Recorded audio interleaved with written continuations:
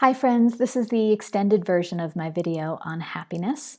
My name is Lisa Blair. I am a process-oriented facilitator and psychotherapist in Santa Fe, New Mexico, and I have a women-centered international private practice. If you want to learn more about that, you can visit my website at lisablairma.com. So I'm going to include here the first few minutes of my 5-minute video on happiness, and then we'll come back and explain some more of my thoughts on it. So on the topic of happiness, I've been thinking a lot about this in the last year or two. In my own personal life, I've been doing a lot of reading about it, a lot of journaling, a lot of just pondering and feeling and writing about it. So I wanted to offer some ideas about how I've approached it that might help you, resonate with you, help you on your own journey towards happiness, whatever that means to you. So when we think about what makes us happy, that's such a broad term. And I think that one way to learn more about the actual feeling experiences that we're calling happiness is to first begin by brainstorming all the things that make you happy without thinking, without worrying about what type of happiness that is or anything about it. Just write it down. This makes you happy, write it down. That makes you happy, write it down. It could be quite a big thing. It could be a tiny thing. It could be a small daily habit. It could be a large goal, whatever it is. If it's an atmosphere, if it's a certain person, if it's a certain place, if it's a certain activity, all of it, write it down.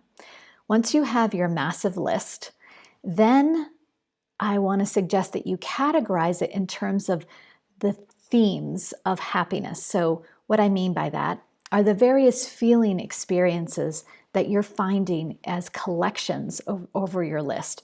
For example, one major happiness feeling theme you might come up with is something like joy.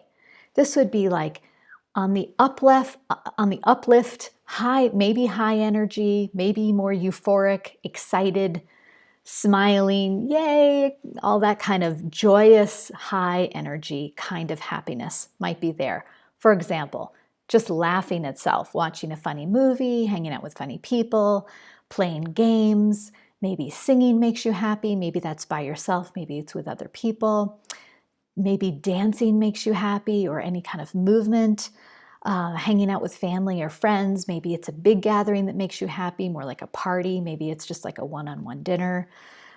Concerts may make you happy. Things like that. So it's that end of the spectrum that's, again, more of an uplift, excitement, joyous kind of energy. Then another bucket might be things that are more about your sense of pride or self-esteem, confidence, empowerment.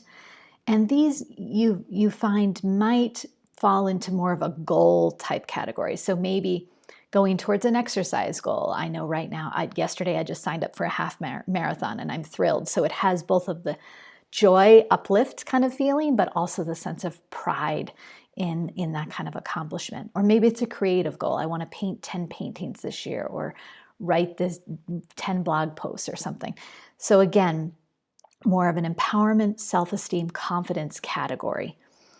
Also, activism goals could fall in there. You know, I want to join a campaign this year and really go forward in that because it makes me feel good about myself.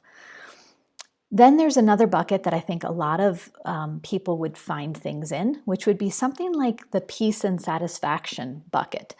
And these would be on the other end of the spectrum that's more about calming, grounding types of feelings. So it's still, quote, happiness, but it's a very different energy, calming, grounding versus high energy, uplift, excitement. That might involve being in nature, reading, having candles. It might involve decluttering or cleaning, might make you happy and kind of satisfied. Maybe alone time or time with your partner has a more calming, grounding, peaceful experience.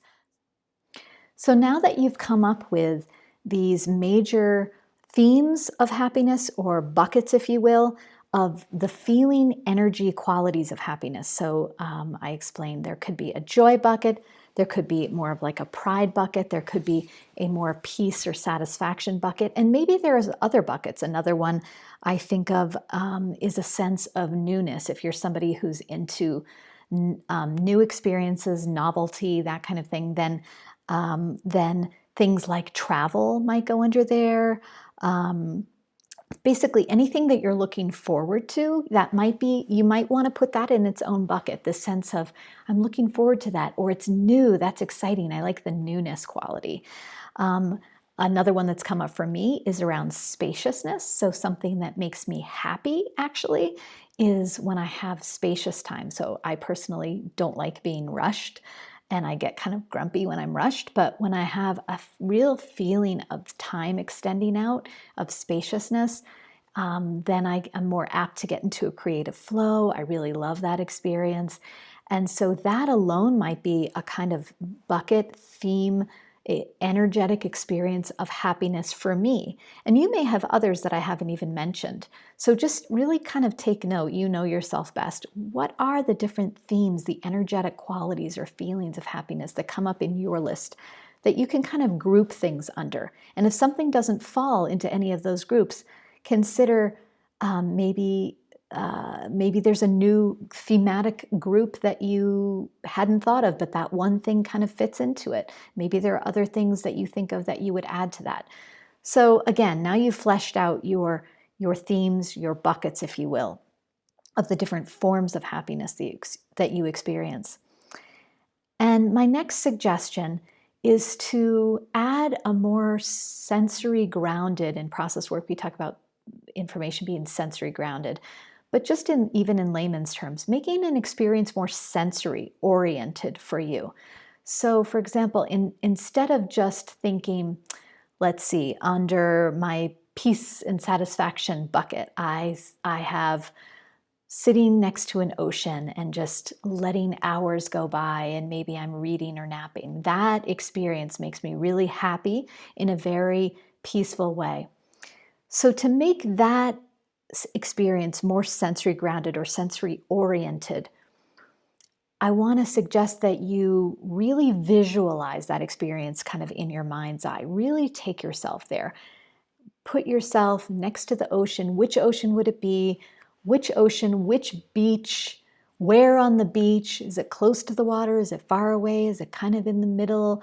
What's the weather like that day? On your favorite happy day, what's the weather like? Is it really sunny and beautiful? Is it early in the morning and foggy? So notice the weather.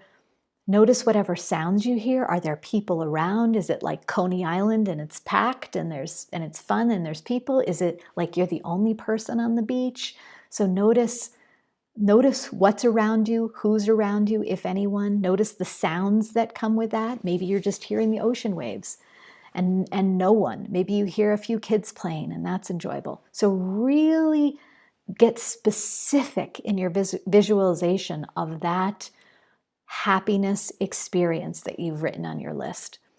I would say pick as many as you want, but maybe pick, say, 3 to 4 and spend some time really going into that visualization and in your mind, but then add all the other senses. So what are you seeing? What's the temperature like? What's the season? Where are you? Who's around you? And then in your body, going into your body, in that scene, grounding in your body, feeling what it's like, feeling the happiness sensation, whatever that is. So if in this case, if it's more of a calming or grounding or peaceful sensation, notice where that is in your body. Locate it, take a moment. Okay, that for me is more in my belly area, and it has a kind of to it. And then make a hand motion that mirrors that experience in your body, that visceral, palpable experience in your body. So I'm feeling it. And then I make a hand motion that's like this. Yep, that. Just doing that, making a very extensive, specific visualization of the scene is already a lot. Then putting yourself in that scene, feeling this, whatever that sensation of quote unquote happiness. And again, that could be grounding, that could be calming, that could be high energy, that could be laughter, whatever the feeling is. Locate that then in your body in the moment. Feel it. Notice the physical sensations in your body, and then make a hand gesture. Maybe it's pow, maybe it's yeah, maybe it's whoa, whatever it, maybe it's punching. I don't know what it is. We're all in the realm of happiness, but it could be all sorts of different expressions of what that means to you. So I'm trying to give you again, a more sensory rich experience of that happiness. And my thought and feeling about this and experience is that the more you do that, the more you name your different experiences of happiness. If happiness is important to you, I know it's important to everybody, but for some people it's like a really interesting, rich thing to think about, like it is for me. So you've gotten your list, you've thematically organized it, you've taken a few of the key examples from that list, and you've put yourself there visually. You've started to enrich that fantasy, and then you've put your body there, and you locate that energetic feeling experience in your body. Notice what it feels like. Make a hand motion. That is going to connect you much more readily and in a much more impactful and sustainable way with your experiences of happiness. If you are intimately familiar with your experiences of so-called happiness, you're going to be able to access them more readily. You're going to access them more sustainably and in a richer, more full way, where you actually will notice, oh, I'm happy, I'm having that feeling, or I really want to have that feeling. Can I create the scene that's going to give me that? It just makes it a more possible opportunity for you in your daily life. If you go through these steps and then really ground it in your body and in yourself, then my sense is that it's much more possible to connect with those experiences of happiness, and that makes for a happier life. So those are my extended thoughts on this subject, and I hope this has been helpful for you. Thanks so much again for watching. Take care.